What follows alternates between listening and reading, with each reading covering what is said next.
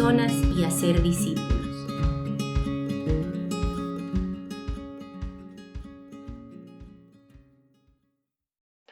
Muy buenos días. Si tienen sus Biblias, quiero invitar que puedan abrirlas en Efesios 5, versículo 21. Hoy vamos a continuar nuestra serie en este libro.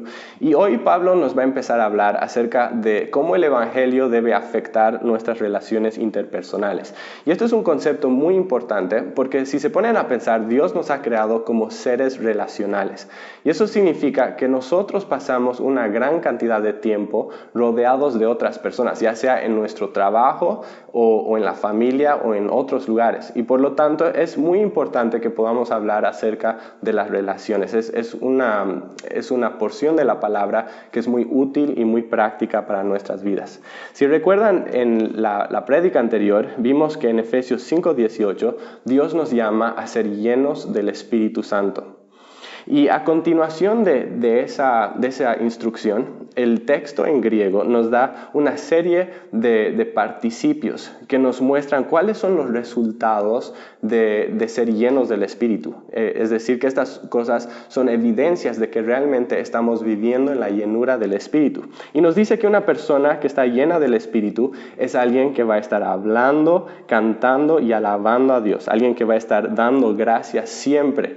Y finalmente en el versículo 21, la persona llena del Espíritu es alguien que va a someterse a las autoridades que Dios ha puesto sobre sus vidas. Y por lo tanto, esta idea de sujeción es un concepto muy importante y que es un aspecto de vivir en la llenura del Espíritu Santo. Ahora, ¿qué nos quiere decir Efesios 5:21 cuando nos llama a someternos unos a otros? Muchas personas han entendido esto o lo han interpretado como una instrucción general para todos los creyentes, es decir, que dicen que significa que todos los creyentes deberían someterse a todas las personas a su alrededor. Esta idea suena interesante, suena lindo, suena justo, pero la verdad es que es imposible hacer eso. Y es porque, como vamos a ir viendo a continuación, esta idea de sujeción tiene que ver con la idea de autoridad. Y si bien Dios nos llama a amar a todas las personas, a escuchar a todas las personas, a servir, a actuar en beneficio de todas las personas a nuestro alrededor, incluso de las personas que están bajo nuestra autoridad, no nos llama a someternos a todos, solo nos llama a someternos a las personas que tienen una posición de autoridad sobre nuestras vidas. Y por eso en los versículos los versículos que siguen, desde aquí hasta la mitad del capítulo 6, Pablo va a ir aclarando a qué se refiere cuando nos llama a sujetarnos unos a otros. Está hablando específicamente de la sujeción que la esposa debe tener hacia su esposo, de la sujeción que los hijos deben tener hacia sus padres y de la sujeción que los esclavos o los trabajadores deben tener hacia sus amos o jefes. Y entonces este versículo básicamente es un llamado a someternos según la autoridad y el orden establecido por Dios. Y los versículos que siguen aclaran cuáles son esas relaciones de autoridad en las que debe haber sujeción. Entonces, hoy vamos a hablar específicamente acerca de cómo se aplica todo esto al matrimonio. Entonces, si tienen sus Biblias, les invito a acompañarme en la lectura. Vamos a leer desde el versículo 21 hasta el final, hasta el versículo 33. Dice así: Someteos unos a otros en el temor de Dios. Las casadas estén sujetas a sus propios maridos como al Señor, porque el marido es cabeza de la mujer, así como Cristo es cabeza de la iglesia, la cual es su cuerpo y Él es su Salvador. Así que como la iglesia está sujeta a Cristo, así también las casadas lo estén a sus maridos en todo. Maridos, amad a vuestras mujeres, así como Cristo amó a la iglesia y se entregó a sí mismo por ella, para santificarla, habiéndola purificado en el lavamiento del agua por la palabra, a fin de presentársela a sí mismo, una iglesia gloriosa que no tuviese mancha, ni arruga, ni cosa semejante, sino que fuese santa y sin mancha. Así también los maridos deben amar a sus mujeres como a sus mismos cuerpos. El que ama a su mujer, a sí mismo se ama. Porque nadie aborreció jamás a su propia carne, sino que la sustenta y la cuida, como también Cristo a la iglesia, porque somos miembros de su cuerpo, de su carne y de sus huesos. Por esto dejará el hombre a su padre y a su madre, y se unirá a su mujer, y los dos serán una sola carne. Grande es este misterio, mas yo digo esto respecto de Cristo y de la iglesia. Por lo demás, cada uno de vosotros ame también a su mujer como a sí mismo, y la mujer respete a su marido. Padre amado, te damos gracias por esta mañana, por esta oportunidad de poder estudiar tu palabra juntos. Oramos que tú nos guíes en todo lo que vamos a hablar, Señor. Sabemos que tus planes y tus propósitos para nuestras vidas y para nuestros matrimonios son excelentes. Ayúdanos, Padre, a someternos bajo tu autoridad, a someternos al diseño que tú tienes para nosotros. Y guíanos en todo lo que vamos a hablar. Te lo pedimos en el nombre de Jesús. Amén. Bueno, de entrada quiero reconocer que este pasaje habla de algunas verdades que son controversiales y que son anticulturales. En marzo de este año hubo una marcha aquí en Uruguay donde era una marcha a favor del feminismo, en contra del machismo, en contra del patriarcado. Y bueno, estaban marchando por las calles y cuando llegaron a la iglesia católica del Cordón se encontraron que la iglesia estaba resguardada por 2 filas de policías femeninas que estaban cuidando la iglesia. Y esto es porque en años pasados esta iglesia había sido víctima de diferentes actos de vandalismo. Y entonces las policías estaban protegiendo este lugar. Este año, como estaba la iglesia resguardada, las personas que estaban marchando no atacaron la iglesia, pero sí expresaron sus palabras de odio contra la iglesia y gritaron a toda voz cosas como las que voy a leer. Dijeron: iglesia, basura, vos sos la dictadura. Iglesia, basura, vos sos la dictadura. Un poco más tarde gritaron: somos las nietas de todas las brujas que nunca pudieron quemar. Y cuando vieron a estas policías, mujeres que estaban protegiendo a la iglesia, gritaron lo siguiente. Dijeron: debería darles vergüenza cuidar a la iglesia en vez de a las pibas. Estas palabras expresan el sentimiento que muchas personas en la sociedad están sintiendo, están pensando.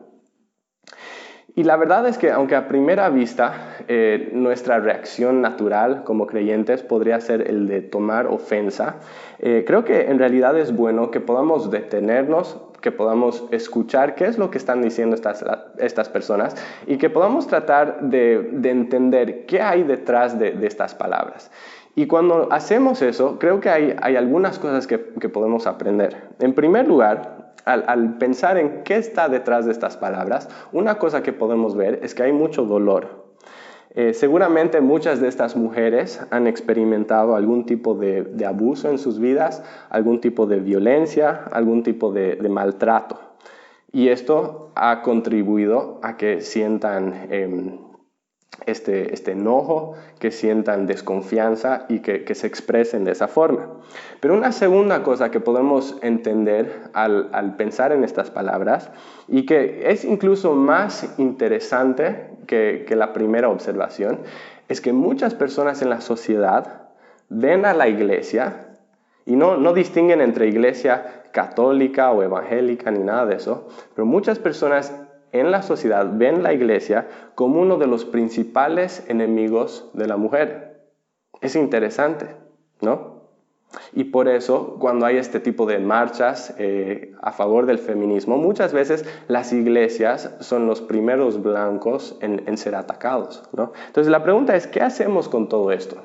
¿Qué hacemos ante esta forma de pensar y ante estas palabras? Y creo que lo primero que debemos hacer es reconocer que lamentablemente mucho de lo que están diciendo tiene razón, ¿no? Si nosotros miramos la historia del cristianismo, la historia de la humanidad, no podemos negar que muchas veces las mujeres han sido abusadas, han sido maltratadas han sido despreciadas. Muchas veces las mujeres han sido tratadas como sirvientas en sus propias casas. Muchas veces las mujeres han sido usadas como objetos cuyo único propósito es satisfacer los deseos de algún hombre, ¿no? Y entonces no podemos negar eso. Es algo que debemos reconocer y es algo que debemos condenar. Y lamentablemente, muchas veces la iglesia ha sido cómplice de este tipo de actos horribles y muchas veces la iglesia incluso ha usado la palabra para justificar estos tipos de comportamientos. Obviamente usando la palabra incorrectamente, pero muchas veces lo han hecho. Y entonces tenemos que reconocer esto y condenar ese tipo de comportamiento. Pero una vez que hemos hecho eso, otra cosa que debemos hacer, en segundo lugar, y que es muy importante, es que podamos dar a entender que Jesucristo mismo no es un enemigo de la mujer, que más bien Jesucristo es uno de los mayores defensores de las mujeres. Después de todo, ¿a quién le deben las mujeres hoy en día los derechos que tienen? ¿A quién le deben las mujeres ese lugar de prominencia que ahora tienen en la sociedad? ¿Acaso no es a Cristo Jesús? ¿Acaso no era Jesús el que defendía y el que honraba a las mujeres en una época donde las mujeres eran despreciadas y desechadas? ¿Acaso no fue Jesús el que se acercó y habló a esa mujer samaritana, a esa mujer con la que nadie quería hablar, que todos despreciaban? ¿Acaso no fue Jesús el que salvó a una mujer de ser apedreada? ¿Acaso no fue Jesús el que en sus últimos momentos sobre esta tierra, justo antes de morir, mientras colgaba en la cruz, no fue Jesús el que en vez de pensar en sí mismo, estaba pensando en una mujer, en su propia madre, y que le dijo a Juan, su discípulo, que cuide a su madre después de que él se fuera de esta tierra? ¿Y acaso no fue Jesús el que nos dio estos mandatos de amor que nos llaman a tratar a las demás personas como quisiéramos que nos traten a nosotros? ¿Y no son estas instrucciones la base que hace que sea posible que las mujeres sean tratadas con dignidad? Claro que sí. Y es por eso que uno de los fenómenos muy interesantes es que cuando tú ves las diferentes culturas y sociedades del mundo, son las culturas donde el cristianismo ha tenido un lugar importante, ya sea en la actualidad o cuando la cultura recién se estaba formando. Son esas culturas donde las mujeres son tratadas con mayor dignidad, mientras que en las culturas donde el cristianismo no ha llegado y no ha tenido una influencia, es más bien donde las mujeres siguen siendo más oprimidas. Por tanto, las mujeres tienen mucho que agradecer a Cristo Jesús por los derechos que ahora se las da. Ahora, obviamente, obviamente tenemos que reconocer que siempre hubo en la historia y siempre habrán personas que hacen atrocidades en el nombre de Cristo, y debemos condenar eso y reconocer que está mal. Pero lo que quiero dar a entender muy claramente es que Cristo Jesús, Cristo mismo, no es un enemigo de las mujeres, sino que es su mayor defensor. Pero habiendo dicho eso, una de las cosas que también es importante aclarar es que una de las formas, o que la forma que Cristo protege la dignidad de las mujeres no es borrando las distinciones entre hombres y mujeres, como muchas veces se hace en los movimientos feministas actuales. Jesús no protege la dignidad de la mujer desfeminizando a la mujer y haciendo de la mujer un hombre. No, Cristo protege la dignidad de las mujeres llamando a los hombres a realmente actuar como Dios les ha llamado a actuar y llamando a las mujeres a vivir dentro del diseño que Dios tiene para ellas. Y entonces la Biblia afirma la igualdad de hombres y mujeres, es decir, que delante de Dios los hombres y las mujeres tienen el mismo valor y la misma importancia, ¿no? Pero si bien eso es verdad, la Biblia también enseña que Dios ha creado a hombres y mujeres diferentes y que nos ha dado diferentes roles. Y estos roles no tienen nada que ver, no tienen ninguna relación con la capacidad, no tienen que ver con inteligencia, no es que un sexo es mejor o más inteligente que el otro, no tiene nada que ver con eso. Es simplemente la forma que Dios ha diseñado las cosas. Y es solo cuando vivimos dentro del diseño de Dios, cuando vivimos de acuerdo a ese plan que Dios ha establecido, que realmente nuestros matrimonios son lo que Dios ha diseñado que sean y donde nuestros matrimonios realmente glorifican a Dios. Entonces es muy importante que podamos entender los roles que Dios tiene y que podamos vivir de acuerdo a ellos. Entonces la pregunta es, ¿cuáles son los roles que Dios ha dado a los hombres y a las mujeres en el matrimonio? Y eso es justamente lo que este pasaje nos va a ir explicando. Entonces, primero va a hablar a las mujeres, pero algo que quiero que tengan en cuenta, que todos nosotros tengamos en cuenta al estudiar y mirar cuál es el rol que Dios ha dado a la mujer, es que podamos entender que este pasaje es un todo, que no podemos separar lo que Dios dice a las mujeres de lo que Dios dice a los hombres. Muchas veces hay hombres que se agarran de las instrucciones que Dios da a las mujeres y se empiezan a alegrar y dicen, yo voy a usar, o sea, empiezan a pensar, ¿cómo pueden usar esto para su propio beneficio y para maltratar a sus esposas? Y eso es un serio problema, porque no podemos divorciar lo que Dios dice a la mujer, a la esposa, de lo que Dios dice al hombre. Son dos partes que van unidas y que no podemos separar. Y por lo tanto, quiero que todos nosotros sepamos y entendamos, y especialmente los hombres, que después de estas instrucciones a las esposas,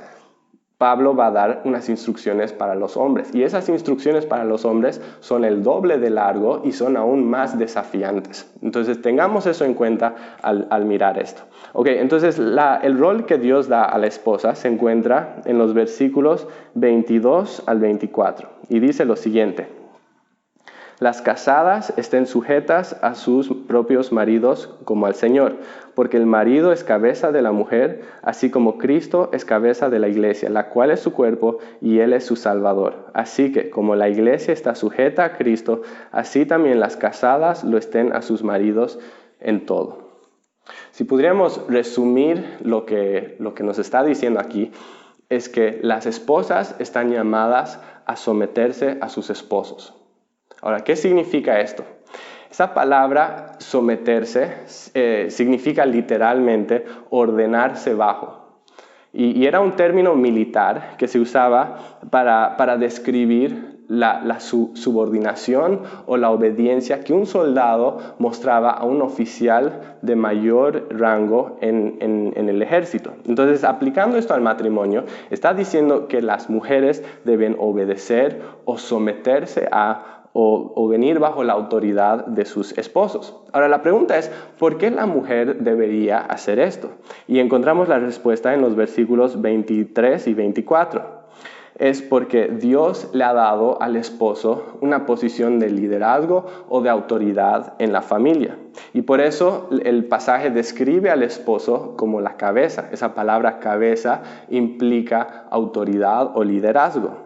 Y sabemos que cuando leemos la Biblia, vemos que Dios ha establecido autoridades en muchos diferentes niveles. Dios ha establecido autoridades en el gobierno, Dios ha establecido autoridades en el trabajo, en la iglesia y en muchos otros lugares. Y Dios también ha establecido autoridades en la familia. Y según este pasaje, esa figura de autoridad en la familia es el esposo. Y la esposa reconoce esa autoridad y ese liderazgo sometiéndose a ella, ¿no? Y entonces es algo que encontramos acá. Y muchas veces podemos ver la autoridad como algo muy opresivo, lo vemos como algo malo, pero en realidad no deberíamos verlo así. Porque la autoridad no es algo malo, en realidad es algo bueno y es algo necesario. Pongámonos a pensar en cualquier proyecto humano, siempre es necesario que haya alguna autoridad para que este proyecto realmente pueda avanzar. Por ejemplo, si se ponen a pensar en la construcción de un edificio, ¿cómo sería si en esta construcción no hubiera una una autoridad. ¿Qué pasaría si no hubiera una persona que está dirigiendo los esfuerzos de las personas y que está diciendo lo que las personas tienen que hacer en sus respectivos lugares? Sería un desastre. ¿Qué pasaría si cada albañil está trabajando por su propia cuenta y no hay ningún tipo de autoridad que está coordinando los esfuerzos? Ese edificio sería un desastre, ¿no? Y yo personalmente no quisiera comprar un departamento de ese lugar porque probablemente no sería muy seguro, ¿no?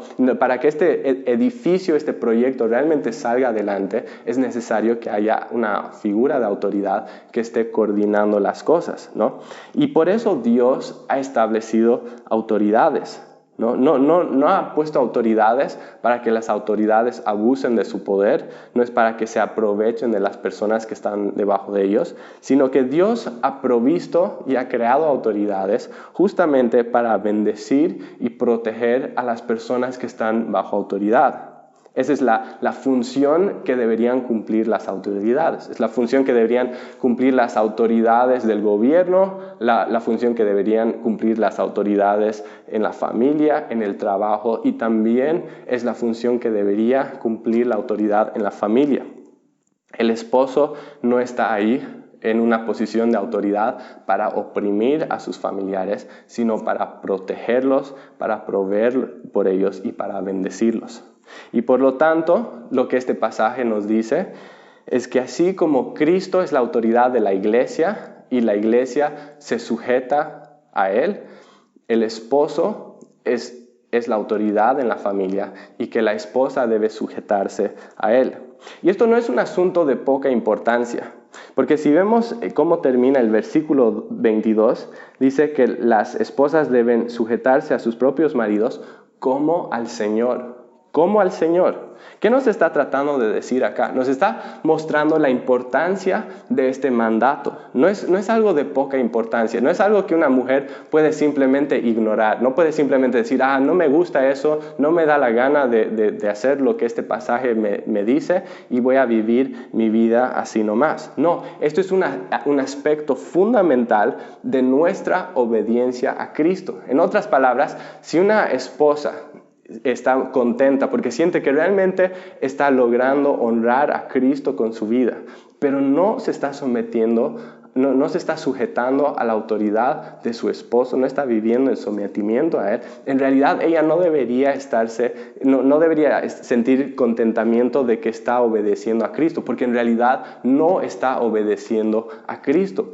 Al no someterse a su esposo, en realidad está viviendo en desobediencia a Cristo. Son dos cosas inseparables. Es un aspecto muy importante. No es así nomás.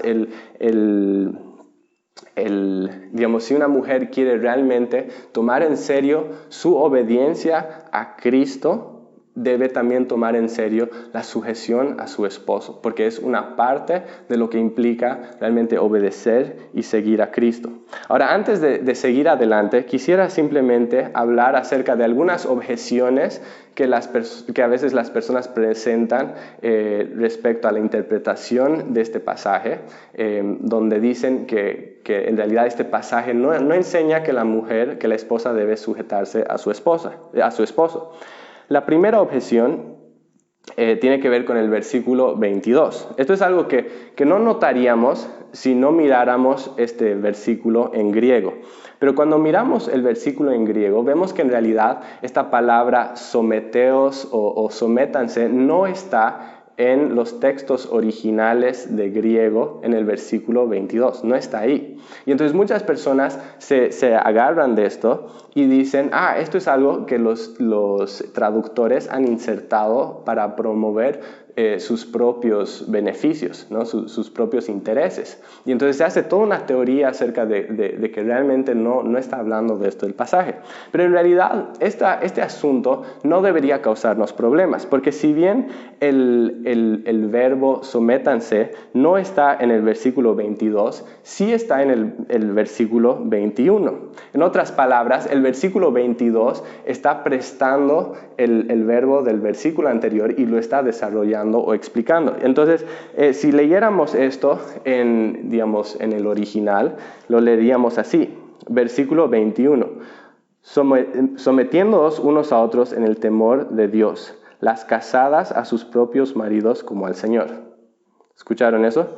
Versículo 21, sometiéndoos unos a otros en el temor de Dios. Versículo 22, las casadas a sus propios maridos como al Señor. Cuando leemos esos dos versículos juntos, ¿realmente nos trae problemas? ¿Realmente es difícil de entender? No, es bastante claro. Nos está diciendo que las esposas deben someterse a sus esposos, ¿no? Los dos versículos van juntos y están desarrollando una misma idea. Por lo tanto, no es un problema que el verbo o el participio, en todo caso, no esté en el versículo 22, porque el versículo 22 está prestando el verbo del versículo anterior y están comunicando una misma idea. Y los traductores que tradujeron esto, cuando ellos pusieron esa palabra, no estaban insertando, no lo hicieron para insertar una idea foránea a este versículo, sino que pusieron eso para facilitar la comprensión y la lectura en el español, para que se entienda que el versículo 22 está prestando el verbo del versículo 21. Entonces, esto en realidad no es una objeción válida. Una segunda objeción que muchas veces se presenta es en relación a los versículos 23 y 24. Muchas personas dicen que esta palabra cabeza, que describe la relación que el esposo tiene con respecto a su esposa, dicen que esta palabra cabeza no debería traducirse como autoridad, sino como origen o como fuente. Entonces están diciendo que la idea esta palabra cabeza no implica la idea de autoridad o de liderazgo, sino que simplemente está diciendo que el esposo es el origen de la vida y de la energía de su esposa. Ahora, la pregunta es, ¿esto realmente tiene validez? ¿Y tiene incluso sentido? Y la respuesta es no, porque en primer lugar, teológicamente, esto sería incorrecto. No hay ningún sentido en el que el hombre es el origen o la fuente de su esposa. Eso no sucede ni en un sentido espiritual ni en un sentido físico. Simplemente no hay ninguna forma teológica de entender esto. Pero además de esto no tiene validez, porque el teólogo Wayne Grudem hizo un estudio exhaustivo con respecto a esta palabra.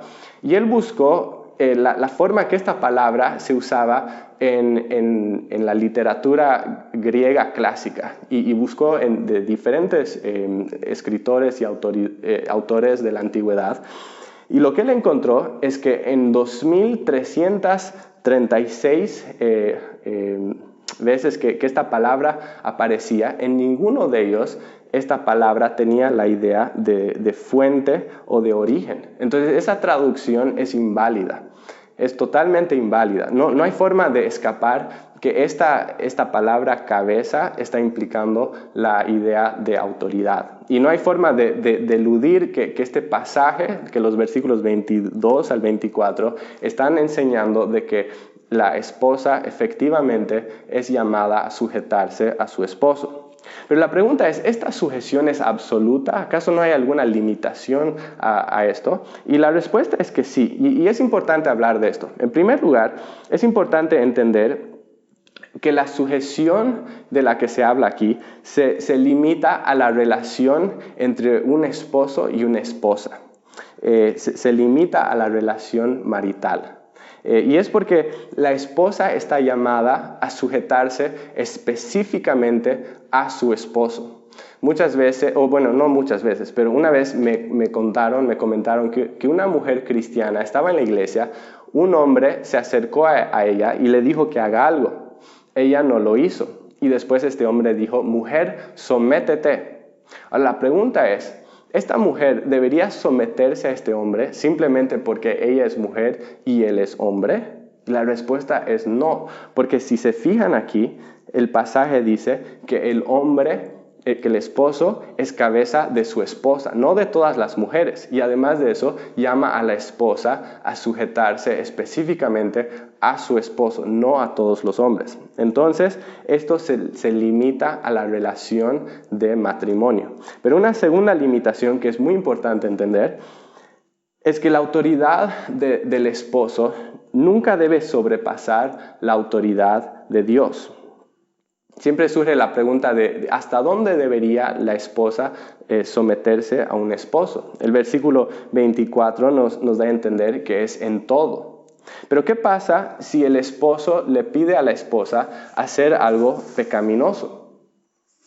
¿Qué pasaría en ese caso?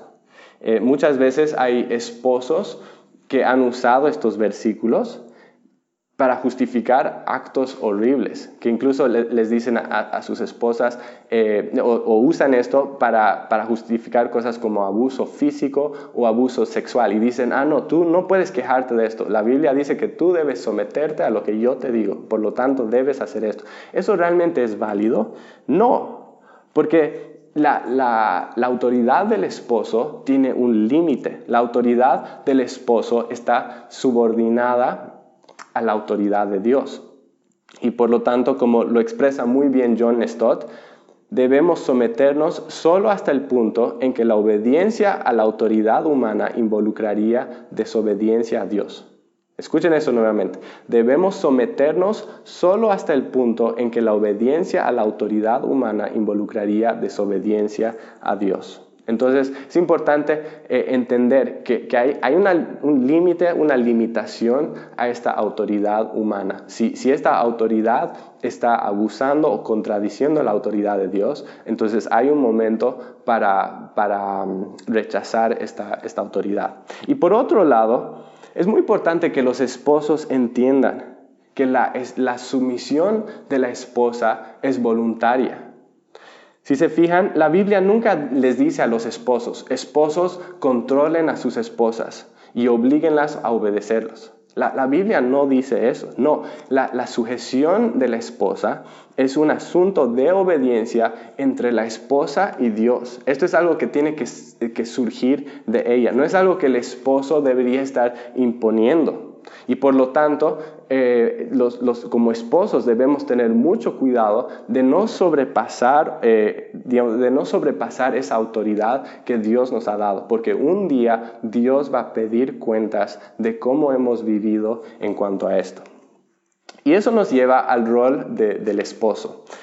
Como ya les dije, el llamado al esposo es quizás en algún sentido incluso más desafiante y más demandante que el rol que Dios ha dado a la mujer. Lo encontramos en los versículos 25 al 32. Si pudiéramos resumir el rol de la esposa como uno de sujeción a su esposo, podríamos resumir el rol del esposo como amar a su esposa, ¿no? Y este amor hacia la esposa va más allá de sentimientos. Es en realidad una decisión y una disposición de actuar en beneficio de la mujer, ¿no? Y este amor es justamente lo que protege a la mujer de estar sometida a una autoridad tirana, ¿no? Entonces, ¿cómo es este amor que Dios llama a los esposos a tener por sus esposas? Bueno, es tres cosas.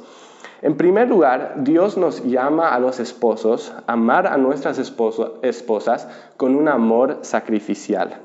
Vemos esto en el versículo 25. Dice, maridos, amad a vuestras mujeres, así como Cristo amó a la iglesia y se entregó a sí mismo por ella. La imagen aquí no es la de un esposo sentado en un sofá mirando televisión mientras demanda que su esposa le masajee los pies, le traiga la comida, le ponga uvas en la boca y haga todo el trabajo sucio de la casa. La imagen que se nos presenta aquí no es la de un esposo que está abusando a su esposa o que está usando a su esposa como un objeto para satisfacer sus propios deseos. Ni mucho menos es la imagen de un hombre que está tomando decisiones sin escuchar a su esposa y sin pensar en lo que es mejor para ella. No, esta imagen que se nos presenta aquí es la de un esposo que ama a su esposa con el amor sacrificial de Cristo. Es un amor que valora a la esposa, un amor que protege a la esposa, un amor que actúa pensando en qué es lo mejor para mi esposa. Es un amor que sacrifica sus propios deseos y necesidades por satisfacer los deseos y las necesidades de su esposa. Y eso significa que lo que se nos describe aquí acerca del matrimonio no solo confronta los modelos liberales del matrimonio, sino que incluso desafía los conceptos tradicionales del matrimonio. Esto va totalmente en contra de ese concepto donde hay un esposo que está usando a su esposa como una sirviente. Eso no es el concepto aquí. ¿No? Debemos entender esto. Esposos, entiendan esto. Jóvenes que algún día serán esposos, entiendan esto, que el llamado a ser un esposo es un llamado a morir. Es un llamado a morir. Cristo te llama a morir a ti mismo. Te llama a morir a tu egoísmo. Te llama a morir a tu comodidad. Te llama a morir a lo que tú quieres, para que tú realmente puedas servir a tu esposa y amar a tu esposa con ese amor que sacrifica. En segundo lugar, este pasaje nos llama a amar a nuestras esposas con un amor purificador. Y siguiendo esa línea de pensamiento, los versículos 26 y 27 nos dicen que debemos amar a nuestras esposas como Cristo amó a la iglesia, para santificarla, habiéndola purificado en el lavamiento del agua por la palabra, a fin de presentársela a sí mismo una iglesia gloriosa que no tuviese mancha, ni arruga, ni cosa semejante, sino que fuese santa y sin mancha. ¿Qué nos está mostrando esto? Nos está mostrando que Cristo se sacrificó a sí mismo, no solo para mostrar a la iglesia cuánto la amaba, sino con un propósito. Y ese propósito era de purificar a la iglesia. ¿Purificar de qué? Bueno, purificar del pecado. Sabemos que el pecado es el mayor problema de la humanidad. El pecado nos contamina, el pecado nos separa de Dios y el pecado trae condenación eterna. Y Cristo, movido por amor, buscando qué es lo mejor para nosotros, vino a esta tierra y dio su vida en una cruz para rescatarnos del pecado, para limpiarnos de toda maldad y para reconciliarnos con Dios. Y entonces Él nos purifica. Lo hizo en una forma posicional cuando murió en la cruz por nuestro pecado, pero también lo hace de una forma práctica, todos los días, por medio de su palabra. Y eso significa que si tú y yo queremos seguir el modelo de amor de Cristo, si nosotros queremos amar a nuestras esposas como Cristo amó a la iglesia, entonces nosotros también debemos hacer lo mismo. Obviamente no vamos a hacerlo en el sentido de dar nuestras vidas para redimir a nuestras esposas, porque eso es algo que Cristo ya hizo y es algo que nosotros nunca podríamos hacer, pero sí debemos participar en esto en el sentido de purificar a nuestras esposas, de ayudar a nuestras esposas a acercarse cada día a Cristo. De realmente ayudar a nuestras esposas a estar preparadas para la eternidad. Después de todo, ¿cuál es la mejor forma de amar a tu esposa? No es simplemente escuchando lo que te dice. No es simplemente estando presente emocionalmente. No es simplemente ayudando en los quehaceres de la casa o haciéndole panqueques en su cumpleaños. Obviamente todo ese tipo de cosas son importantes y son un aspecto fundamental de cómo mostramos amor por nuestras esposas, pero no es lo más importante. Lo más importante es que nuestras esposas tengan una buena relación con Dios. Y por lo tanto, si nosotros realmente amamos a nuestras esposas, debemos buscar ayudarlas a acercarse cada día más a Cristo. Entonces yo quiero preguntarte, ¿estás purificando a tu esposa? ¿Estás santificando a tu esposa? ¿Le estás ayudando a crecer en el Señor? ¿Estás leyendo la Biblia con ella? ¿Estás orando con ella? Cuando aprendes algo de Dios en tu tiempo en la palabra, ¿se lo compartes a tu esposa? ¿Le preguntas cómo está ella espiritualmente? Cuando ves algún pecado en su vida, ¿eres capaz de acercarte a ella y confrontarla en amor? Estas son cosas que Cristo nos llama a hacer. Debemos hacer esto porque este es el rol que Dios nos ha dado. Y un día Dios nos va a pedir cuentas de esto. ¿Qué hemos hecho con este llamado que Dios nos ha dado? Entonces, el amor que el esposo debe tener por la esposa es un amor sacrificial, es un amor purificador, pero en tercer lugar es un amor proveedor. Y vemos esto en los versículos 28 al 32. Dice así: Así también los maridos deben amar a sus mujeres como a sus mismos cuerpos. El que ama a su mujer, a sí mismo se ama, porque nadie aborreció jamás a su propia carne, sino que la sustenta y la cuida, como también Cristo a la iglesia, porque somos miembros de su cuerpo, de su carne y de sus huesos. Por esto dejará el hombre a su padre y a su madre, y se unirá a su mujer, y los dos serán una sola carne. Grande es este misterio, mas yo digo esto respecto de Cristo y de la iglesia. Lo que estos versículos nos muestran es que no solo debemos proveer por las necesidades espirituales de nuestras esposas, sino también estar proveyendo por todas las otras necesidades, cualquiera sean estas necesidades. Somos llamados a amar con un amor proveedor. Y es muy interesante el argumento que se usa acá. Nos está diciendo que el día que nosotros nos casamos, nos volvimos una sola carne con nuestra esposa. Somos como una sola persona delante de Dios. Y eso significa que de la misma forma que yo cuido de mi cuerpo, yo debo ahora cuidar de mi esposa. Yo no sé de ustedes, pero la verdad es que yo cuido mucho de mi cuerpo. Por ejemplo, si yo tengo hambre, yo busco algo para comer. Si tengo frío, me abrigo. Si estoy cansado, trato de descansar. Y si estoy triste, busco algo que me pueda animar ese día, ¿no?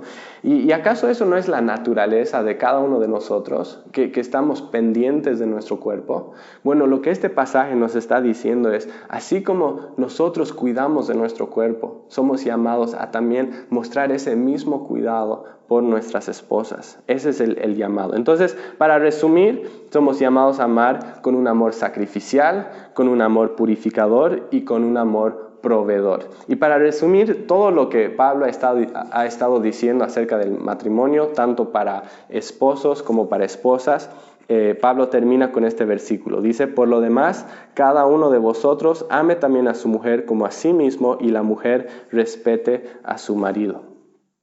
Pero la pregunta es, ¿por qué es tan importante todo esto?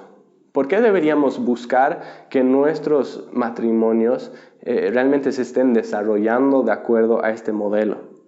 Y la respuesta es que debemos buscar esto no solo para buscar nuestra propia felicidad en el matrimonio, sino que incluso más importante, debemos buscar que esto sea una realidad en nuestro matrimonio para que podamos presentar al mundo una imagen correcta de la relación y del amor que Cristo tiene por la iglesia.